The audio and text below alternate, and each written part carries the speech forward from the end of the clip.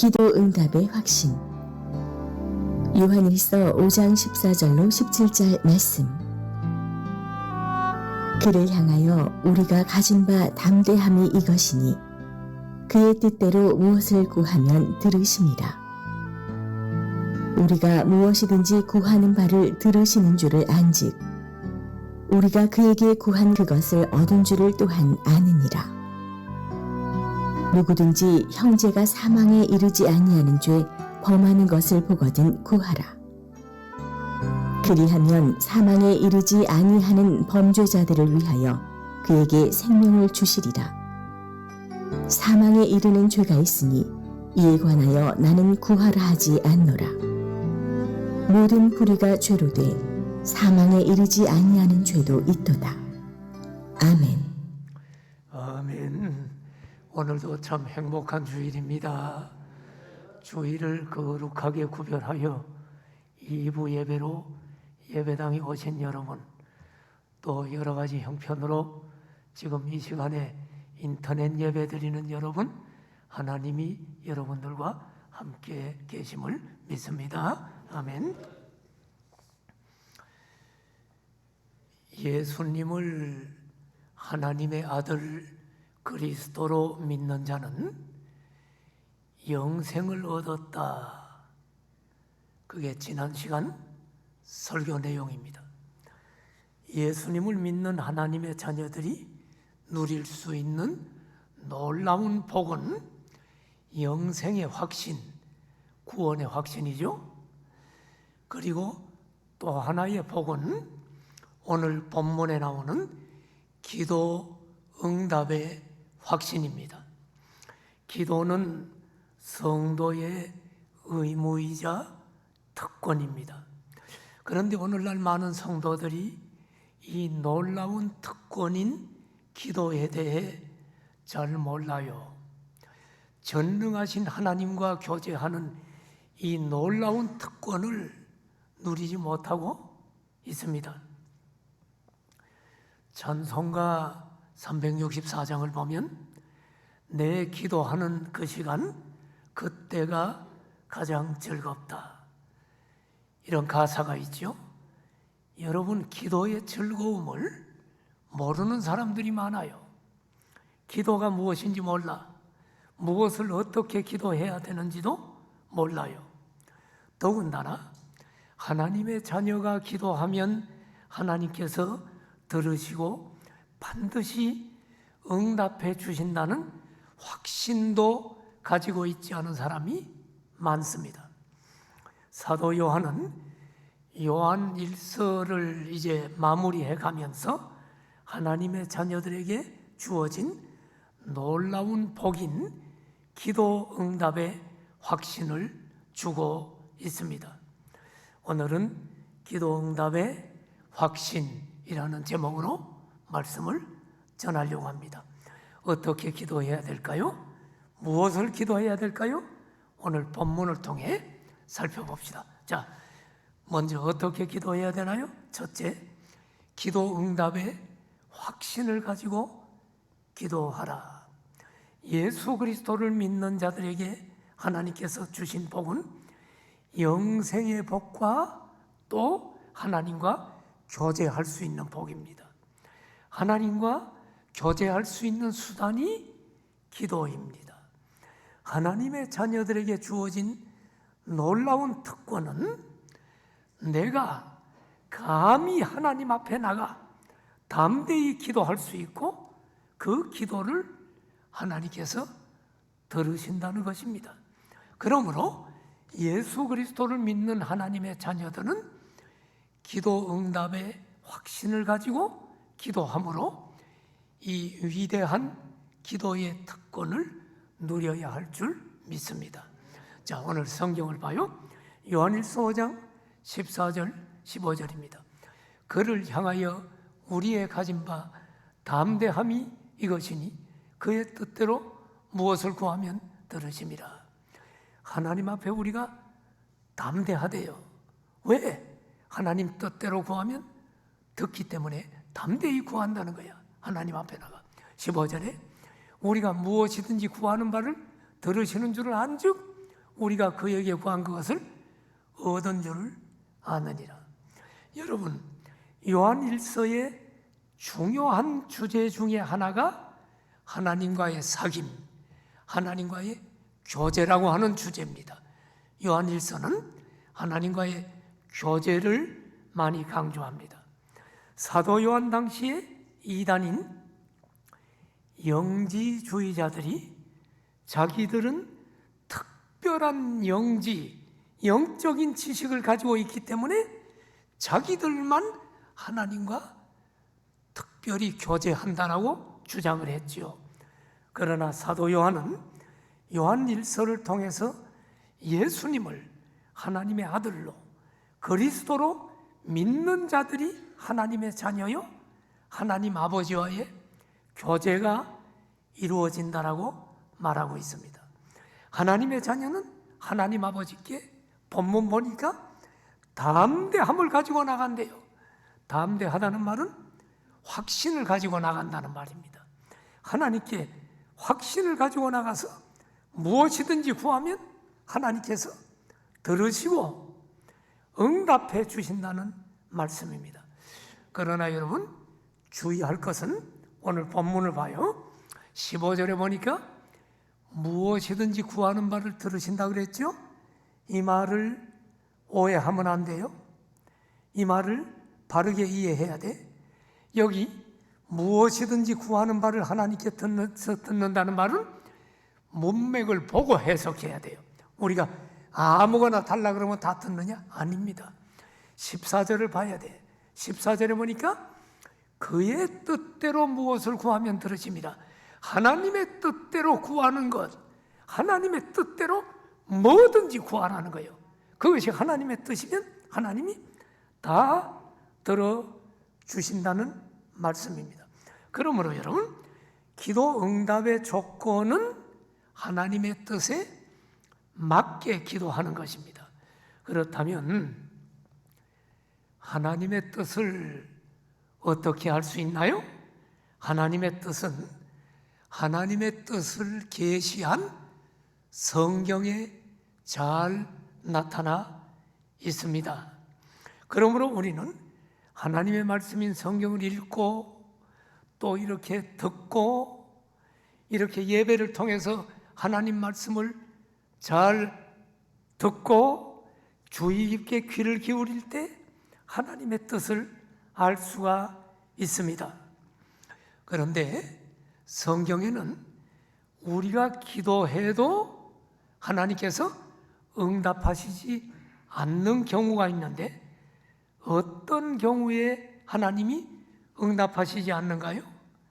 우리가 하나님이 응답하시지 않는 경우가 어떤 경우인지 하나님은 그 뜻을 분명히 가르쳐 주셨어.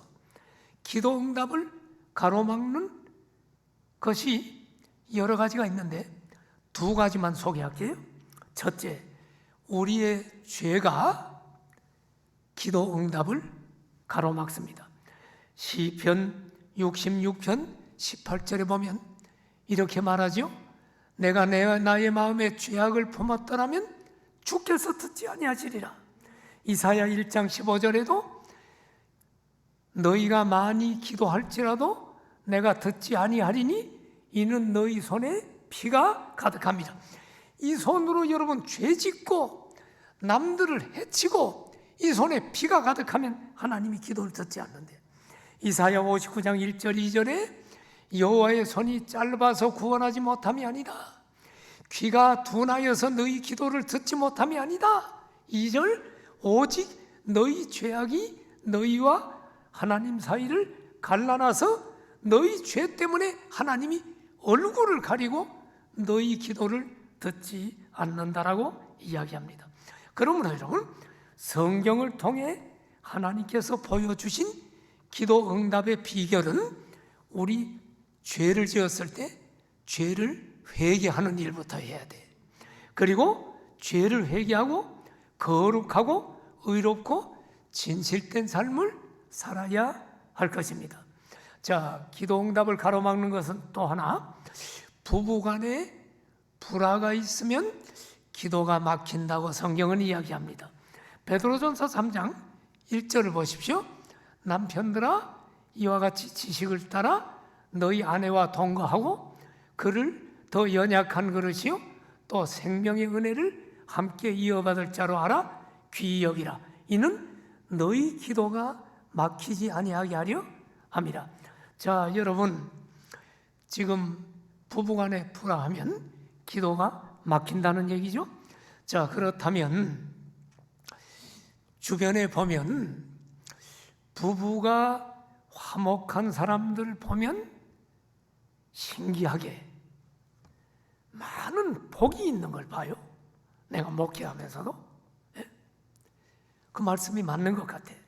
자, 그렇다면 하나님께서 우리 기도에 여러분 응답하시는 경우는 어떤 경우입니까? 그것은 하나님의 뜻에 순종하여 의와 사랑을 실천할 때 기도 응답하셔요. 요한복음 15장 7절을 보면 너희가 내 안에 거하고 내 말이 너희 안에 거하면 무엇이든지 원하는 대로 구하라 그리하면 이루리라. 내 말이 너희 안에 거하면, 이 말씀은 하나님 말씀에 순종하면 이 말입니다. 무엇이든지 원하는 대로 구하면 하나님이 이루어 주시겠다. 그러므로 여러분, 기도는 내 뜻을 이루는 게 기도가 아니에요. 우리가 잘못 알고 있죠?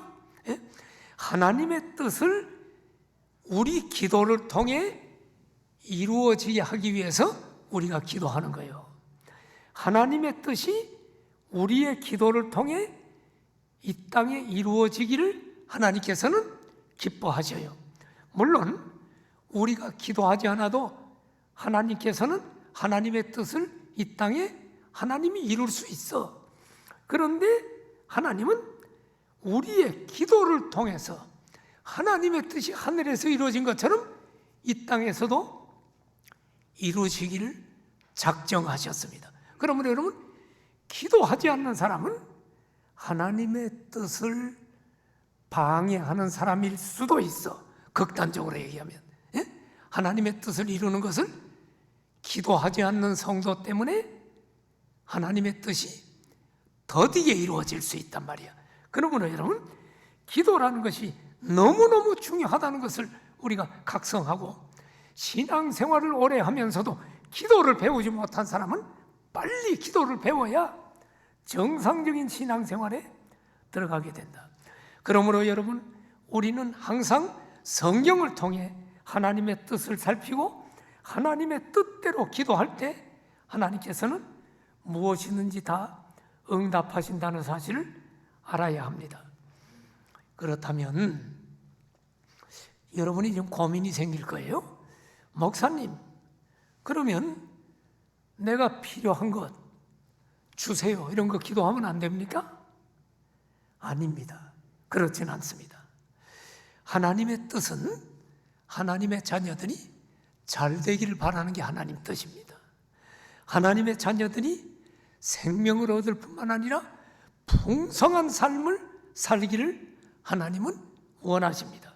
성경에는 우리의 기도를 통해 주장할 수 있는 많은 약속들이 성경에 있어요. 하나님께서는 우리의 모든 필요, 쓸 것을 채우시겠다고 약속하셨습니다. 빌립보 4장 19절을 보십시오. 나의 하나님이 그리스도 예수 안에서 영광 가운데 그 풍성한 대로 너희 모든 쓸 것을 채우시리라. 우리는 여러분, 하나님의 약속을 붙들고 우리의 모든 필요를 위해 하나님 앞에 기도할 수가 있습니다. 그런데 이 말씀을 잘 봐요. 잘 보면 하나님께서 우리의 모든 쓸 것을 채운다고 하셨지, 우리의 욕심을 채운다고는 안 했어. 그러므로 우리가 기도할 때 항상 물어야 될 질문은, 하나님, 지금 내가 구하는 기도가 내 욕망을 채우기 위함인지요? 아니면 하나님의 영광을 위함인지요? 늘 물어보고 내 욕망을 채우는 게 아니라 하나님의 영광을 위한 기도를 하는지를 확인해야 됩니다. 물질적으로 복을 받기 위해서 기도하는 건 나쁜 것은 아닙니다. 내 사업이 잘 되고 돈 많이 벌고 이게 잘못된 기도는 아니에요. 그런데 여러분, 왜 물질적인 복을 받으려고 합니까? 내가 물질적인 많은 복을 받아서 교회를 짓고 많은 선교적 지원을 하고 하나님 나라를 확장하려고 하는 뜻이 분명하다면 우리는 담대하게 하나님, 내가 지금 돈을 벌려고 하는 것은 하나님 영광을 위해서니까 복을 주십시오 하고 담대하게 하나님의 뜻인 줄 알고 기도할 수가 있을 것입니다. 그 기도는 하나님의 뜻대로 하는 기도 아닙니까? 그리고 그 기도는 반드시 응답될 것입니다. 끼니도 있기 어려운 시골에서 태어나 가난하게 살면서 어려운 환경을 딛고 성공을 함으로 하나님께 귀하게 쓰임받은 한 사람을 소개하려고 합니다. 그는 고등학교 2학년 때 교회에서 목사님 설교를 듣고 그의 마음속에 세 가지 꿈을 가지게 되고 세 가지 꿈을 가지고 기도하게 됐습니다. 그 꿈이 뭐냐? 첫째, 박사학위를 가진 대학 교수가 되는 것. 두 번째, 큰 회사 사장이 되는 것. 세 번째는 100개의 교회를 세우는 꿈이었습니다. 그 꿈을 가지고 고등학교 2학년부터 기도했습니다. 그의 첫 번째 꿈은 25년 만에 이루어졌어요. 박사학위를 가진 교수가 된 것입니다.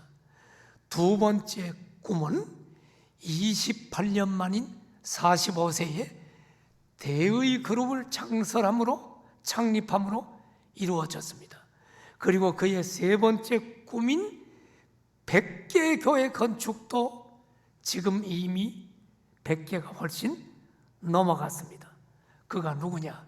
현재 화양감리교회 장로요 대의 그룹 회장인 최의숭 장로님입니다. 이분 우리 교회 와서 간증한 적이 있어요. 기억나시나요? 여러분, 이분은 올해 82세로 이제는 100세까지 200개 교회를 짓겠다는 꿈을 꾸고 있습니다. 그는 200개 교회 건축을 놓고 그의 아내와 끊임없이 기도합니다. 하나님, 200개 교회를 건축하게 해 주옵소서. 그는 사업을 해서 돈을 버는 사람입니다. 그런데 최의승 장로님의 사업의 목적은 오직 한 가지입니다. 하나님께서 기뻐하시는 기업을 만들어 선한 일을 함으로 하나님께 영광 돌리는 것이 그의 사업의 목적입니다. 그는 1990년부터 설날과 추석은 한국에서 보낸 적이 없습니다. 그에게 명절은 해외 선교 여행을 하는 기회였습니다. 그래서 그는 명절 때마다 세계 선교 여행을 하며 선교적 사명을 감당합니다. 최의숭 장로님은 5대째 독실한 크리스찬 가정이며 자손들 가족들을 다 합하니까 560명의 자손이 있는데 560명 전원 예수님을 믿는 크리스찬입니다. 최의승 장로의 아버지는 새벽마다 교회에서 교회 종을 쳤어요. 지금은 교회 종을 못 치게 해서 그게 없지만 옛날에는 딸랑딸랑 치면 사람들이 새벽에 새벽 기도 오잖아요. 종을 치는 봉사를 했고 어머니는 평생 교회 청소를 하셨습니다.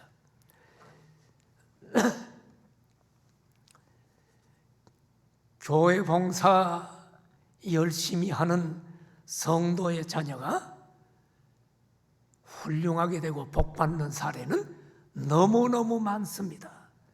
그것은 밤이 새도 얘기할 수 없을 만큼 간증이 많습니다. 여기 최의성 장로님의 복받은 것도 부모님의 신앙입니다. 여러분, 교회를 지키는 사찰 집사님 있죠? 사찰 집사님이 엄청난 복인 줄 압니까? 여러분, 나는 여러분들이 자원해서 사찰 집사님 하세요. 예? 아파트 경비하려고 막 백 쓰지 말고, 그보다 돈 적게 받아도 사찰 집사님 하시란 말이야. 예?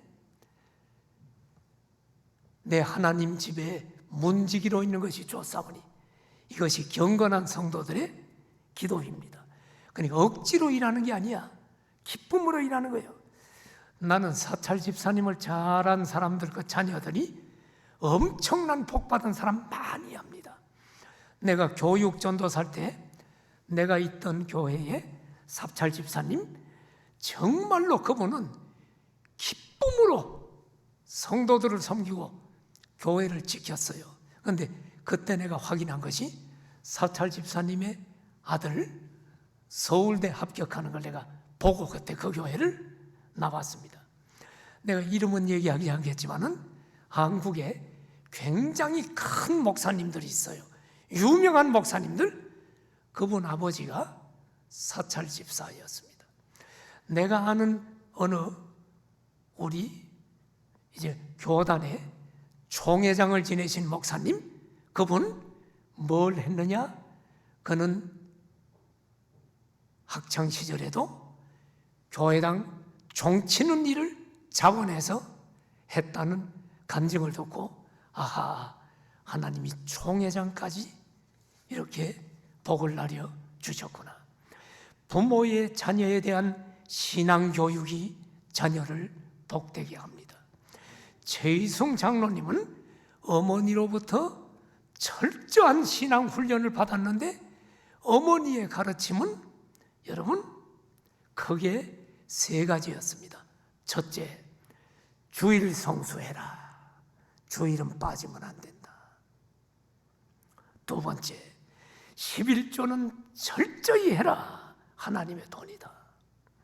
세 번째, 목사님께 순종해라. 그리고 교인들을 잘 섬겨라. 특별히 주의 종과 대적하는 일은 절대로 있어서는 안 된다. 여러분, 최의성 장로님이 복을 받는 게 당연한 것 같아요. 그 부모로부터 신앙교육 받고 그것이 가문에 내려가는 거야.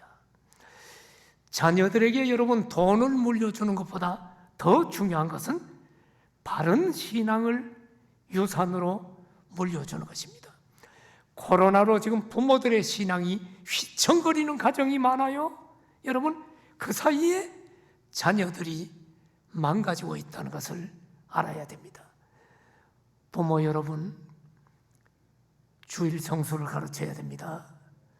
부모가 주일 성수 뻔질나게 안 하면 자녀들 사탄이 망가뜨립니다. 잘 보세요. 부모가 지금 주일 성수를 목숨 거는 사람들은 자녀들 신앙이 그래도 서. 그런데 그렇지 않은 사람들은 믿음 좋았던 자녀들도 어느새 신앙이 무너지는 것을 보게 됩니다.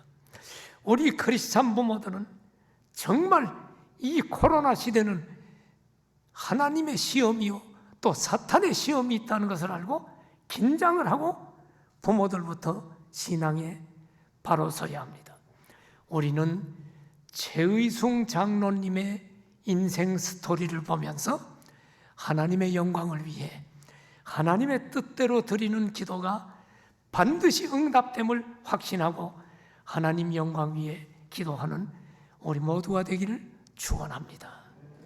자, 영원한 생명을 소유한 하나님의 자녀는 하나님의 뜻대로 구한 기도가 반드시 응답될 것이라는 기도 응답의 확신을 가져야 돼요.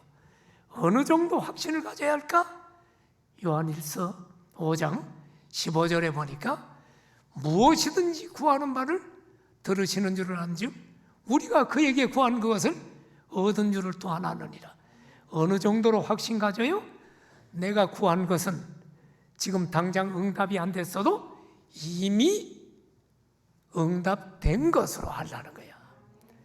이미 얻은 줄로 믿으라는 거예요, 여러분. 이것은 하나님께 대한 절대적인 신뢰를 말합니다. 마가복음 11장 24절에 보세요. 예수님이 이렇게 말합니다. 내가 너희에게 말하노니 무엇이든지 기도하고 구하는 것은 받은 줄로 믿으라. 그리하면 너희에게 그대로 되리라. 아멘입니까? 하나님의 뜻대로 기도하고 난 후에 하나님을 100% 신뢰하는 자는 지금 안 이루어졌어도 이미 이루어진 걸로 믿으면 그대로 이루어진다는 말씀입니다. 조지 뮬러 있죠? 여러분, 조지 뮬러는 하나님의 뜻대로 기도하고 응답을 확신함으로 5만 번의 응답을 받은 사람입니다. 기도 응답 5만 번이라는 게 지금 감이 안 잡히죠? 여러분 몇 번 받았나요? 기도 응답 5만 번을 한번 여러분 생각을 해봐. 만일에 100년 동안 응답 받는다고 하면 1년에 몇 번 받아? 5만 나누기 100, 1년에 500번. 1년이 며칠이요? 365일. 500번이면 매일 한두 번씩 응답받는다는 게 응답이 그냥 생활이야. 조지 뮬러는 하나님의 뜻대로 기도했던 사람입니다. 그래서 그는 확신했어. 5만 번 응답받았어. 그러나 여러분, 우리는 응답의 시기와 방법은 전적으로 하나님께 달려있음을 믿고 인내와 소망으로 기다릴 줄 알아야 돼. 예수님께서 여러분 복음서를 통해서 기도에 대한 비유를 얘기하면서 낭망하지 말고 끝까지 기도하라는 것을 비유로 가르쳐 주셨죠. 여러분, 낭망하지 않고 하나님의 뜻대로 기도하면 반드시 응답될 줄 믿고 끝까지 인내하며 기도하는 게 중요합니다. 자, 조지 뮬러 이야기를 조금 더 할게요. 조지 뮬러는 5명의 친구들이 구원받기 위해서 기도했습니다. 그런데 기도한 지 1년 6개월 만에 한 친구가 회심하고 주님 앞에 돌아왔어요. 두 번째 친구는 5년 후에 또 한 명의 친구가, 두 번째 친구가 돌아왔습니다. 그리고 6년 만에 세 번째 친구가 회심했고, 그리고 조지 뮬러가 죽기 1년 전인 24년 만에 네 번째 친구가 돌아왔어요. 24년 만에. 그리고 뮬러는 죽었는데 한 친구만 남았어. 그런데 조지 뮬러가 죽은 지 몇 달 후에 마지막 이 친구가 회심하고 주님 앞에 돌아오므로 52년 만에 5명의 친구가 다 돌아왔어요. 하나님의 뜻대로 한 기도는 반드시 응답된다. 그것이 52년 걸렸어. 그렇다면 여러분, 여러분이 하나님의 뜻대로 기도했는데 지금 안 이루어진 게 있나요? 이루어졌음을 이미 받은 줄로 믿고 지치지 말고 끝까지 기도하십시오. 하나님의 때에 반드시 이루어 주실 것입니다. 우리가 하나님의 뜻대로 기도했다면 반드시 하나님의 때에 응답될 것을 믿어야 합니다. 자, 어떻게 기도하느냐? 기도 응답의 확신을 가지고 와라. 자, 이제 두 번째, 무엇을 기도할까? 범죄한 형제의 회복을 위해 기도하라. 우리가 하나님의 뜻대로 구한 기도는 반드시 응답됨을 살펴봤는데, 하나님 뜻대로 하는 기도가 많지만 여기서는 특별히 하나님께서 기뻐하시는 기도 중 하나가 나를 위한 기도보다 다른 사람을 위한 도구 기도입니다. 특별히 죄로 넘어진 형제의 회복을 위해 드리는 도구 기도는 하나님께서 기뻐하시는 기도입니다. 형제를 위한 기도는 그리스도인의 큰 의무요 특권입니다. 자, 요한일서 5장 16절을 봐요. 누구든지 형제가 사망에 이르지 아니하는 죄에 범하는 것을 보거든 구하라. 잘 본문 봐요. 본문이 지금 굉장한 기절이기 때문에 잘 봐야 돼요. 그리하면 사망에 이르지 아니하는 범죄자들 위하여 그에게 생명을 주시리라. 사망에 이르는 죄가 있으니 이에 관하여 나는 구하라 하지 않노라. 참 이상한 말이네요. 믿음의 형제가 죄를 범하는 것을 보거든 그 형제의 회복을 위해 기도하라고 하십니다. 기도해서 그 형제가 죄를 회개하고 회복하면 하나님께서 생명을 주시겠다는 말씀입니다. 그런데 오늘 본문을 보면 아주 특이한 내용이 나와요. 기도를 해주어야 할 사람과 기도할 필요가 없는 사람을 지금 구분하고 있다는 말입니다. 여기 보니까 사망에 이르지 아니하는 죄 범한 사람들을 위해서는 기도하라고 했고, 사망에 이르는 죄 범한 사람은 기도할 필요가 없다고 말합니다. 이게 도대체 무슨 말입니까? 이게 무슨 말이요? 아니, 누구를 위해서는 기도할 필요가 없대요? 자, 먼저 사망에 이르지 아니하는 죄가 뭔지 이것부터 설명을 합시다. 사망에 이르지 아니하는 죄, 이 사망을 영적인 사망이라고 본다면 지옥 가는 죄죠. 이미 지옥 가기로 예정된 사람은 기도해도 안 돼. 가룟 유다 같은 경우는 기도해도 안 돼. 예? 여러분, 지옥 가기로 하나님이 예정한 사람, 우리 장로교는 특별히 예정론을 믿어요. 그러면 그 사람을 위해서는 구원시켜 달라고 해도 기도하면 안 되고, 죄를 지어도 죄를 해결해 달라고 기도하지 말래. 그러면 사망에 이르지 아니하는 죄는 뭐냐? 이것은 성도가 예수 그리스도를 나의 구주로 영접하고 영생을 얻은 후에 성도가 실수나 무지나 자신의 연약성 때문에 범하는 죄, 이게 지금 사망에 이르지 아니하는 죄란 말이에요. 성도도 죄를 질 수 있어요. 예? 그런데 성도는 지옥 가지 않아. 그래서 사망에 이르지 아니하는 죄야. 자신의 믿음의 연약성 때문에 죄에 넘어지는 경우가 있어요. 예수님 믿는 하나님의 자녀도 사탄의 유혹에 순간적으로 넘어가서 죄를 범하는 경우가 종종 있어요. 이렇게 믿는 성도가 연약하여 죄의 유혹에 넘어졌다고 해서 사망에 이르는 게 아니야. 지옥 가는 게 아니란 말이에요. 사도 요한이 요한일서를 통해서 여러분, 하나님께로부터 난 하나님의 자녀는 범죄하지 않는다는 말을 한 것 아십니까? 그 말이 사실입니다. 그러면 우리가 좀 헷갈리게 돼. 하나님께로부터 난 자는 범죄하지 않는다는데 또 죄를 짓는다고 돼 있네?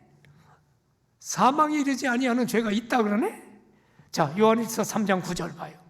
이미 들은 말씀이요? 하나님께로부터 난 자마다 죄를 짓지 아니하나니 이는 하나님의 씨가 그 속에 있기 때문에 범죄할 수가 없어, 이 얘기입니다. 그럼 굉장히 우리가 갈등이 오네요. 나 죄 짓는데 하나님께로부터 난 게 아닌가? 자, 다음 주에 다룰 본문인데 미리 한번 봅시다. 오늘 본문은 아니고 다음 주 본문인데 요한일서 5장 18절입니다. 오늘은 지금 17절까지 읽었어. 근데 미리 봐요. 하나님께로부터 난 자는 다 범죄하지 아니하는 줄을 아노라. 이 말씀이 뭘까? 거듭난 하나님의 자녀는 전혀 죄를 짓지 않는다는 말이 아니에요. 거듭난 자도 죄를 지을 수 있어요. 그러나 이 말은 헬라어 원어를 보고 내가 설명을 했어요, 여러분. 거듭난 자는 죄를 짓는데 계속 죄 가운데 생활할 수는 없다는 것입니다. 진심으로 예수 그리스도를 믿는 하나님의 자녀라면 그가 계속 죄에 머물러 있지 않고 반드시 회개하게 돼 있다, 이 말이야. 회개하고 하나님께로 돌이키게 된다는 말입니다. 그는 그의 연약함 때문에 잠시 죄의 유혹에 넘어졌지만 구원과 영생을 잃어버리고 사망에 이르지 않는다는 거야. 영원한 멸망에 떨어질 수 없다는 거예요. 그러므로 우리 그리스도인들은 이런 사망에 이르지 아니하는 죄를 짓는 형제 자매를 보면 그 형제 자매가 죄로부터 회복되도록 도고기도 하라는 말씀입니다. 요한일서 5장 17절도 한번 봐요. 여기 보니까 모든 불의가 죄야. 예수님 믿는 사람이 지은 죄도 다 죄입니다. 그건 죄가 아닌 게 아니야. 그러나 죄는 죄인데 사망에 이르지 아니하는 죄란 말이야. 구원받은 성도가 짓는 죄는 사망에 이르지 아니하는 죄다. 그 형제가 지은 죄가 아니라는 말이 아니라 모든 불의가 죄지만 그러나 거듭난 성도가 연약하여 짓는 죄는 사망에 이르지 아니하는 죄이다. 그러므로 그 형제가 다시 죄로부터 벗어나서 회복되도록 도고기도를 하라라고 오늘 성경은 이야기하는 것입니다. 우리 그리스도인들이 믿음의 형제가 잘못하고 죄를 지을 때 뒤에서 수근거리고 비판하는 것은 잘못된 것입니다. 비판 대신에 그를 위해 기도해 주므로 그가 회복되도록 하는 것이 하나님이 기뻐하시는 뜻인 줄로 믿으시기를 바랍니다. 여러분. 우리의 성산의 가족들은 형제 자매의 허물과 죄를 보거든 그를 위해 기도해 주는 복된 성도들 되기를 축원합니다. 자, 이제 사망에 이르는 죄에 대해서 생각합시다. 요한일서 5장 16절을 보세요. 여기 사망에 이르는 죄가 있다고 그랬죠? 그 죄 지은 사람은 기도하지 않아도 된다 이 얘기입니다. 여러분, 그 사람 위해서는 기도할 필요가 없다고 하는 사망에 이르는 죄가 뭘까? 기도해도 소용없는, 용서받을 수 없는 죄가 도대체 뭐요? 기독교 복음은 뭡니까? 예수 그리스도의 십자가 복음을 믿는 자는 어떤 죄를 졌을지라도 다 용서받고 구원받는다는 게 기독교 복음 아닙니까? 그런데 용서받을 수 없고 기도할 필요가 없는 사람, 그는 특정한 죄가 있나요?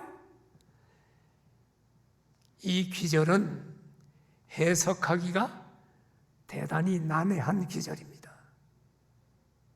어려운 기절이야. 아마 사도 요한 당시에 이 말씀을 받은 자들은 사망에 이르는 죄가 어떤 것인지 알았을지도 몰라요. 그런데 여기에 대해 성경은 별다른 해석을 하고 있지 않고 그냥 사망에 이르는 죄를 딱 얘기해 놓으니까 수많은 성경 연구가들이 여러 가지 이야기를 했어. 잡다한 이야기를 했는데 그게 명쾌하지가 않아. 그러면 수많은 해석이 있는데 다 집어치우고 몇 가지만 좀 볼게요. 사망에 이르는 죄 어떤 해석이 있냐? 첫째, 아마 이것은 하나님이 용서할 수 없는 특별한 악한 죄를 지면 그 사람 기도하지 말라고 한 것 같다라고 하는 주장입니다. 여러분, 그런데 그것도 석연치가 않아. 왜냐하면 하나님께서 용서할 수 없을 만큼 특별한 악한 죄가 있나요? 예? 고재봉이도 용서받았고 김대두도 용서받았고 여러분, 주님의 십자가가 용서 못할 죄는 없어요. 그러므로 이게 사망에 이르는 죄다. 이게 석연치가 않아. 자, 두 번째 주장은 배교죄는 용서받지 못한다. 이게 뭐냐? 일단 교회 속에 들어왔어. 기독교 복음을 다 알고 나서 하나님을 떠나고 이단으로 가거나 하나님을 떠나서 하나님을 대적해. 이 사람은 용서받지 못한다. 아마 사도 요한 당시에 기독교 공동체를 떠나 영지주의로 넘어간 자들이 여기에 해당될 것입니다. 그런데 이것도 좀 명쾌한 것 같지 않아. 왜냐하면 제가 보니까 이단에 넘어갔다 다시 돌아오는 사람들이 있거든요. 그럼 돌아오지 말란 얘기입니까? 돌아오면 용서해야 되잖아, 성경의 진리가. 그러므로 그것도 사망에 이르는 죄라고 보기가 좀 명쾌하지가 않아. 세 번째는 주장이 성령 모독죄는 그건 기도하지 말라, 용서받지 못한다, 이렇게 하는데, 이게 지금 예수님이 하신 말씀을 지금 근거로 지금 주장을 합니다. 예수님이 뭐라고 했나요? 마태복음 12장 31절에 예수님의 말씀입니다. 내가 너희에게 이르노니 사람에 대한 모든 죄와 모독은 사하심을 얻되 용서받지만 성령을 모독하는 것은 용서가 없다. 지금 이렇게 말씀하셨거든. 그런데 이 말씀이 뭔 줄 알아요? 당시에 바리새인들이 예수님이 병자를 고치고 귀신을 내쫓으니까 예수님에게 뭐라 그랬어요? 저거 바알세불을 힘입어서 쫓아낸다. 다시 말하면 예수님을 사탄의 능력을 힘입어서 귀신 쫓아내고 병 고친다라고 얘기할 때 예수님은 너희는 성령을 모독했기 때문에 용서받을 수 없다라고 했어요. 실제 그 말씀대로 그들은 예수님께서, 여러분, 그들은 끝까지 회개하기를 거부하고 예수님을 십자가에 못 박도록 내어줬죠. 그들은 용서받지 못했어. 그러면 그 사람들은 성령 모독죄지만 오늘날 누구의 죄가 성령 모독죄인가? 오늘 장성원 집사님이 어느 날 화가 나가지고 만사가 안 되니까 하나님을 욕했어. 하나님 그럴 수 있나요? 천국 지옥 있어요? 하나님 있으면 좀 내려와 봐요. 한번 그랬다고 합시다. 그럼 그 성령 모독죄인가? 성령 모독죄를 규명하기가 어려워. 저 사람은 끝났다, 이렇게 하기 어려워. 예수님은 알지만 우리는 어렵단 말이야. 그럼 여러분, 베드로가 예수님 부인했잖아. 뭐라고 그랬어요? 맹세코나 저 사람 모른다, 나하고 관계없다, 3번 부인했잖아. 그럼 그 성령 모독죄 아닌가? 아닙니다, 여러분. 예수님이 말하는 성령 모독죄는 구원이 없는 사람이야. 근데 베드로는 여러분 회개하고 돌아와 주님 앞에 위대한 사도로 쓰임 받았잖아요. 용서받았잖아요. 그러므로 사망에 이르는 죄가 아닙니다. 그러므로 사망에 이르는 죄, 용서받을 수 없는 죄가 무엇인지를 이해하기가 대단히 어렵단 말이에요. 오늘날 이 본문 가지고 지금 아는 척하고 설교하는 것 자체가 문제란 말이에요. 그래서 지금 나는 여러분에게 솔직하게 어렵다고 지금 얘기하는 것입니다. 이건 하나님 앞에 가서 물어봐야 돼. 이거 사망에 이르는 죄 누구 위해서 기도하지 마나? 한성미 집사가 사망에 이르는 죄인가? 내가 한성미 집사 위해서 괜히 기도했나? 이렇게 하면 안 된단 말이에요. 내가 누구 위해서 저 사람 사망에 이르는 죄인데 내가 모르고 기도했나? 이럴 수 있단 말이에요. 여러분, 그래서 이 구절이 너무 어렵다 보니까 또 다른 해석이 있는데, 그게 뭐냐? 사망에 이르는 죄는 기도하지 말라는 것은 영적인 사망이 아니고, 지옥 가는 사망이 아니고 육체적으로 죽는 사망이다, 이런 해석이 있어. 육체적으로 죽으면 더 이상 기도할 수 없잖아. 그러니까 그 얘기다. 사망에 이르지 않고 지금 육체적으로 살아있을 때 기도해라, 이렇게 해석하는 사람들이 지금 한국교회 목사님들 중에 꽤 많아요. 인터넷을 보면 한국교회 큰 교회 목사님들 중에 지금 이렇게 해석하는 사람들이 여러 명이 있어요. 여러분, 자, 한번 들어봐요. 이것은 어떤 그리스도인이 계속해서 고의적으로 죄를 지을 때 하나님이 그 사람을 징계를 하죠. 매를 때리고 때리다가 그래도 정신 못 차리고 계속 죄지면 어떻게 해요? 그냥 그 사람 죽여서 데리고 갑니다. 지옥 간 게 아니야. 천국은 가되 너 더 이상 세상에 살면 죄를 더 질 것 같으니까 교회를 해치고 하니까 내가 그냥 데리고 갈게. 이런 경우가 있어. 그러니까 이 사람은 사망에 이른다는 게 지옥 간다는 말이 아니라 육체가 죽는다는 거야. 영혼은 구원받지만 그가 이 세상에서 더 이상 죄 짓지 않도록 데리고 가. 목사님들 중에도 그런 분들이 있어요.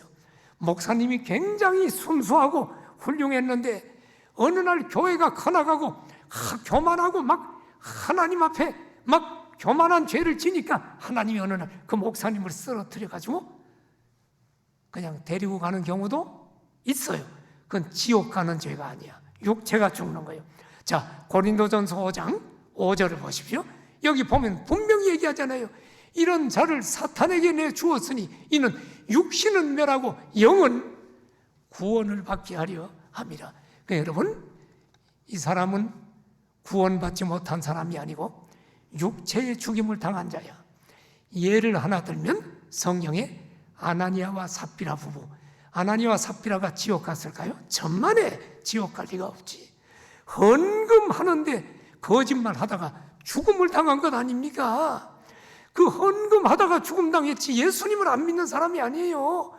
그는 천국 갔지만 베드로가 뭐라 그래요? 아나니아 삽비라에게 너희들은 나를 속인 것이 아니라 성령을 속였느니라 하고 즉사해서 죽어버렸어. 이 죄는 예수님께서 말씀하신 용서받을 수 없는 성령 모독죄가 아닙니다. 성령 모독죄는 지옥 가는 죄입니다.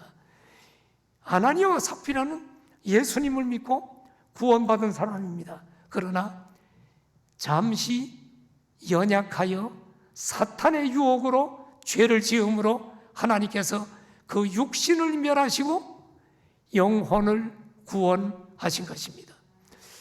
만일에 여러분 이 사망을 육체적인 죽음이라는 해석으로 우리가 받아들인다면 사실 걱정되는 사람 많지요. 예? 우리 성도들 지금 죄 짓고 있는 사람 하나님이 참고 있잖아. 예?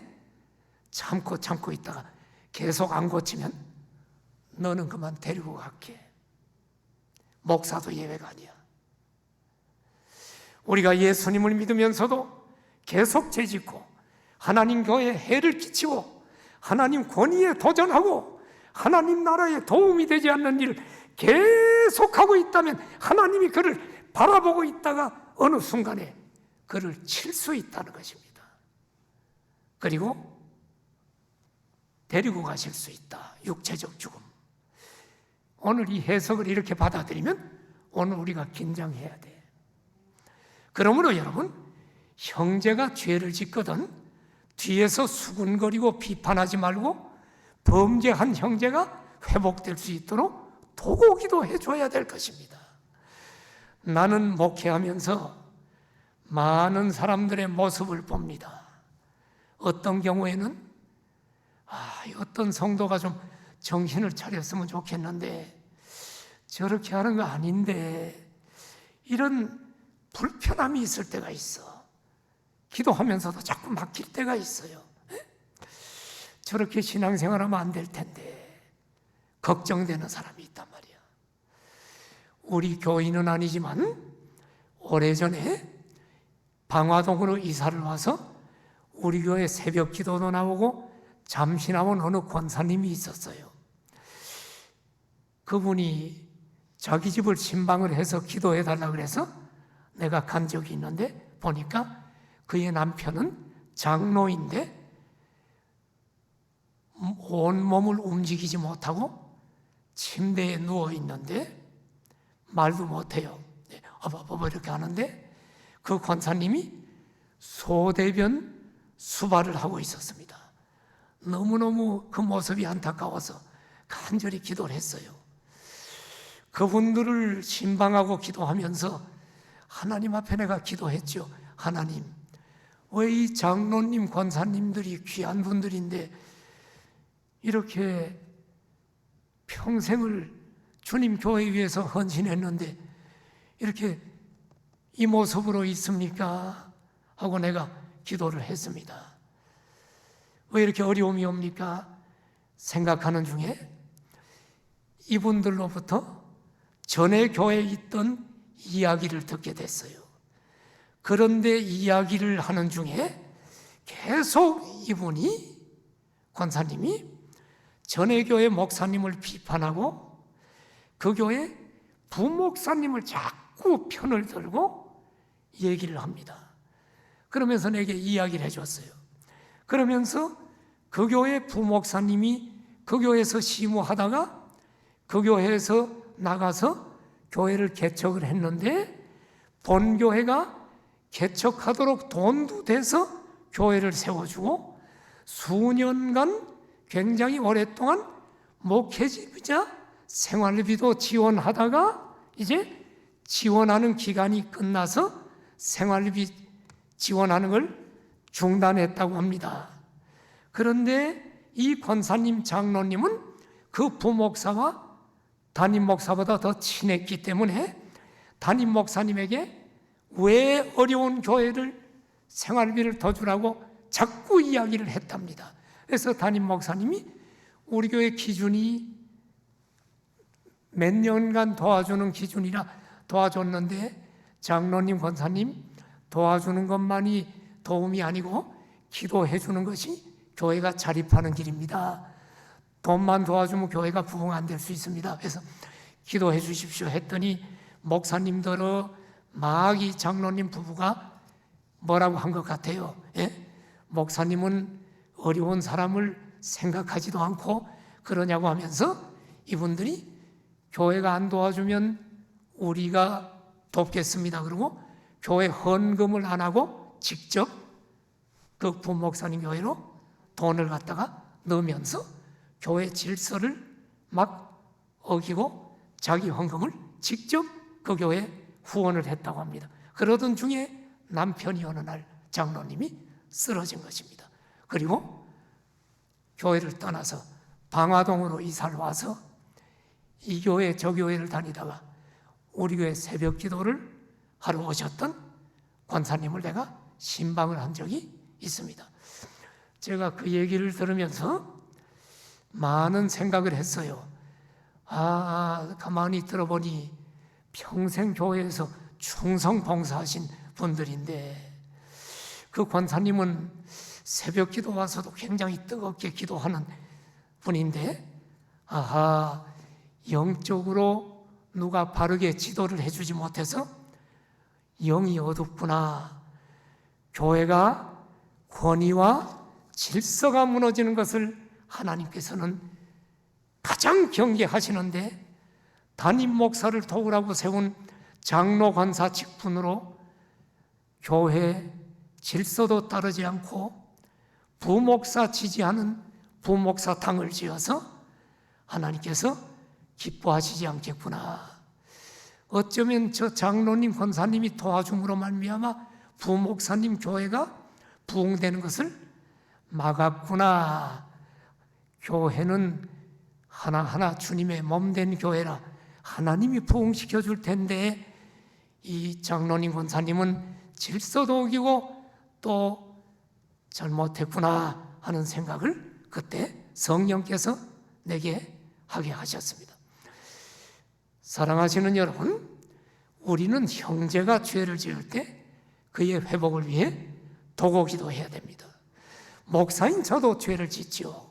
그렇지만 내가 이만큼 건재한 것은 하나님이 나를 데려가지 않고 나를 이만큼 사용하는 것은 나를 위해서 기도해주고 있는, 도고기도해주고 있는 성도들 때문이구나.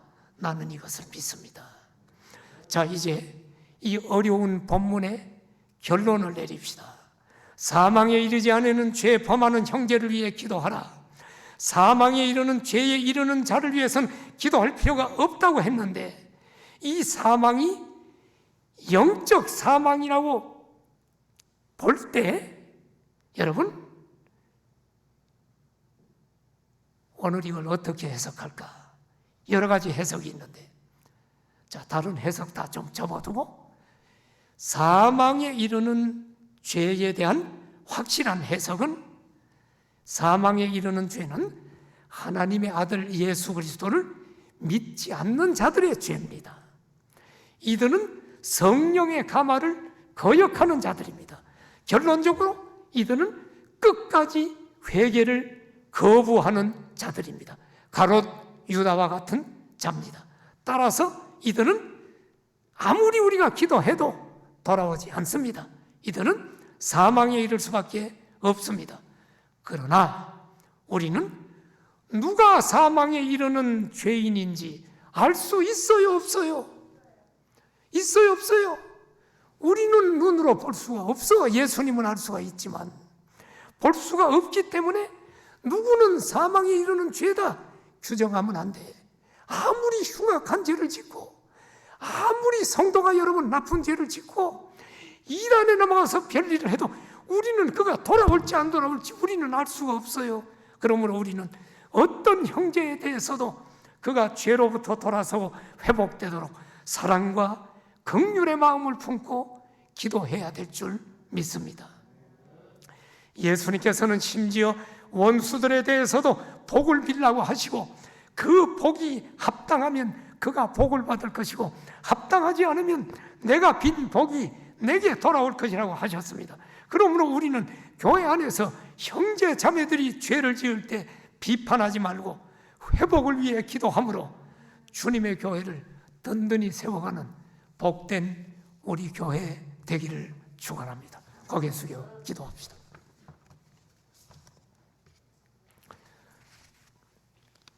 사랑하시는 성도 여러분, 우리 다 연약합니다.